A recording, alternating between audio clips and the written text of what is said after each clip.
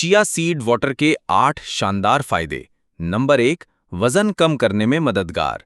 पेट को भरा रखता है, बार बार भूख नहीं लगती। नंबर 2, फाइबर से भरपूर, हाजमा बेहतर करता है और कब्ज से बचाता है। नंबर 3, जिस्म को हाइड्रेट रखता है, पानी को जज्ब करके जिस्म में देर तक रखता है। नंबर 4, शुगर को कंट्रोल करे, ब्लड शुगर लेवल को मुतवाजन रखता है। नंबर 5, तवानाई का कुदरती जरिया, सुबह या वर्जिश से पहले पिएं, तवानाई मिलेगी। नंबर 6, ओमेगा 3 और कैल्शियम से भरपूर, दिल, दिमाग और हड्डियों के लिए फायदेमंद। नंबर 7, जिल्द को बनाएं चमकदार, एंटीऑक्सीडेंट्स जिल्द को फ्रेश रखते हैं।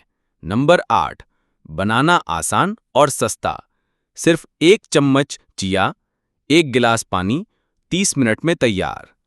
रोजाना पिएं, फर्क खुद देखें।